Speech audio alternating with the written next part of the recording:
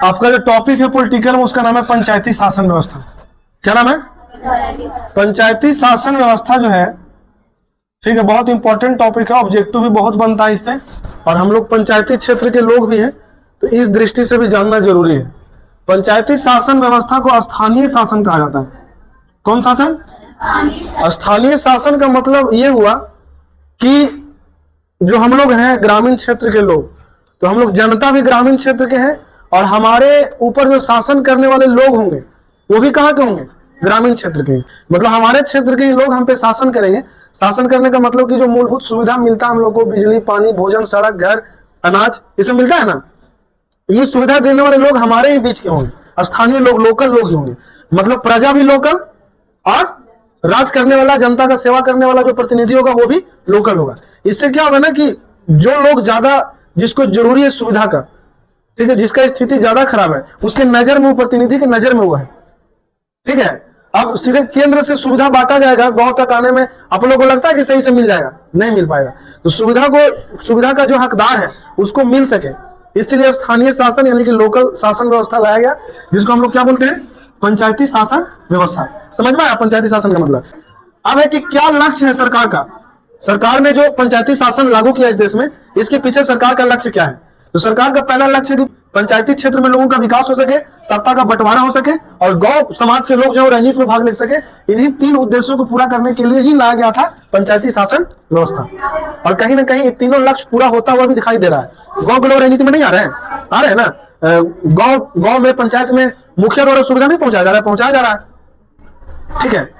अब है कि जो पंचायती शासन व्यवस्था है हिंदुस्तान में, उसका जनक किसको माना गया? तो लॉर्ड रिपन को माना गया। किसको माना गया? लॉर्ड रिपन को। इसका कारण ये है, लॉर्ड रिपन जो है अंग्रेजों के समय के गवर्नर थे, अंग्रेजों के समय के ये थे अधिकारी। तो लॉर्ड रिपन ने पहली बार 1882 ईस्वी में इसमें पहली बार शुरू करने का प्रयास किए थे। ये वाला स्थानीय शासन यानी कि पंचायती शासन लागू नहीं कर पाए थे, बट उन्होंने ऐसा सपना देखा था, ठीक है। तो वही चीज को दोबारा देश की आजादी के बाद इस देश में लागू किया गया।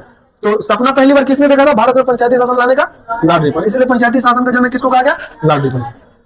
अब भारत में पहली बार, आजादी के बाद पहली बार कहां पंचायती शासन व्यवस्था लागू किया गया? तो पहली बार लाया गया राजस्थान में 2 अक्टूबर 1959 को, और दूसरी बार कहां लाया गया? आंध्र प्रदेश में 11 अक्टूबर 1959 को। और ये दोनों राज्यों में जिसने पंचायती शासन लागू किया वो कौन थे?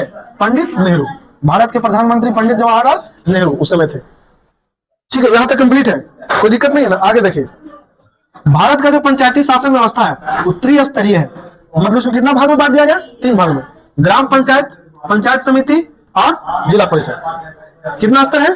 3 स्तर। ग्राम पंचायत, पंचायत समिति, जिला स्तर। सबसे छोटा ग्राम पंचायत है, इससे थोड़ा बड़ा पंचायत समिति, और इससे थोड़ा बड़ा जिला परिषद। जिला परिषद के बाद पंचायती शासन के जो प्रतिनिधि होते हैं उनका काम खत्म। तो सबसे छोटा स्तर कौन है? ग्राम पंचायत, और सबसे बड़ा जिला परिषद। ये जो त्रिस्तरीय ढांचा है कि भारत का पंचायती शासन व्यवस्था 3 स्तर का होगा, ठीक है। ये किसने तैयार किया था? बलवंत राय मेहता समिति ने। बलवंत राय मेहता के नेतृत्व में एक टीम बनाया गया था। उसी टीम के लोगों ने मतलब बनाया था कि भारत का जो पंचायती शासन होगा कितना स्तर का होगा? 3 स्तर का। हालांकि और भी टीम बनाए थे, कोई 2 स्तर का बनाया था, कोई 1 स्तर का बनाया था, कोई 6 स्तर का बनाया था। लेकिन जो लागू हुआ इस देश में, किसका वाला लागू हुआ? बलवंत राय मेहता समिति द्वारा जो बनाया गया वो लागू हुआ, और वो कितना स्तर का था? 3 स्तर का, ठीक है। इसमें जो आपका पहला स्तर है ग्राम पंचायत। पहला स्तर जो कौन है? ग्राम पंचायत। एक ग्राम पंचायत का गठन होने के लिए कम से कम उसमें आबादी होना चाहिए 7000। जब भी कोई ग्राम पंचायत या पंचायत का गठन होता है तो 7000 का आबादी देखा जाता है। अभी तो बढ़ जाता है बाद में, लेकिन जब पंचायत बनाया जा रहा होता है उसमें कितना आबादी होना चाहिए? 7000, ठीक है। और जो प्रधान होता है ग्राम पंचायत का वो कौन होता है? मुखिया। ग्राम पंचायत का प्रधान कौन होता है? मुखिया। और न्याय का जो प्रधान होता है, पंचायती करने वाला जो हेड होता है वो कौन होता है? सरपंच। इसके अलावा एक पंचायत में 15 या 16 वार्ड होते हैं। कितना वार्ड? 15 या 16। आप लोग होंगे सर, सबको अपना वार्ड नंबर पता है? कोई 10 में होंगे, कोई 5 में होंगे, कोई 3 में होंगे, कोई 13 में है, कोई कुछ में है। तो एक पंचायत में मैक्सिमम 16 वार्ड हो सकता है। ज्यादा से ज्यादा कितना? 16 वार्ड, ठीक है। इसके अलावा आता है पंचायत समिति। क्या आता है? पंचायत समिति जो होता है वो किस लिए होता है? तो एक प्रखंड में, किसमें? एक प्रखंड में जितने पंचायत होते हैं वो हर पंचायत में एक पंचायत समिति होता है। वो पंचायत समिति इसीलिए होता है ताकि सारा पंचायत समिति मिल करके एक प्रमुख का चुनाव कर सके। किसका चुनाव कर सके? प्रमुख का। तो एक प्रखंड में जितना पंचायत होगा वो हर पंचायत में एक पंचायत समिति का भी चुनाव होता है। कितना? किसका? पंचायत समिति का। और पंचायत समिति जो होते हैं, मान के चलो डोभी प्रखंड है तो डोभी प्रखंड में 13 पंचायत है, तो 13 पंचायत में एक एक पंचायत समिति है, और 13 पंचायत समिति मिल करके एक प्रखंड प्रमुख का चुनाव करते हैं। किसका चुनाव करते हैं? प्रखंड प्रमुख। प्रमुख का नाम सुनो ना, एक प्रखंड प्रमुख का चुनाव करते हैं। वो प्रखंड प्रमुख जो चुनाता है वही 13 पंचायत समिति में से एक होता है। एक दो लोग खड़ा हो जाते हैं प्रमुख बनने के लिए, और बाकी जो खड़ा नहीं होते वोट देते हैं। जिसको ज्यादा वोट मिल गया वो क्या बन जाएगा? प्रमुख बन जाएगा। समझ गए? और तीसरा स्तर कौन है? जिला परिषद। जिला परिषद का गठन 50,000 की आबादी पर होता है। कितना हजार का? 50,000 की आबादी पर होता है। और इसमें एक अध्यक्ष का चुनाव होता है और एक उपाध्यक्ष का। अध्यक्ष के अनुपस्थिति में कार्य कौन करेगा? उपाध्यक्ष। और हम लोग के जो डोभी प्रखंड के जो जिला परिषद है वो कमेश्वर यादव है। ठीक है। और प्रमुख कौन है बता दिया ना। तो ये चीज समझ में आ गया। सबसे छोटा स्तर ग्राम पंचायत। ठीक है। और 2 नंबर पे कौन है? पंचायत समिति। और 3 नंबर पे जिला परिषद। अब आइए आगे। भारत में जो पंचायती शासन व्यवस्था संविधान में जोड़ा गया 1993 में जोड़ा गया। कब जोड़ा गया?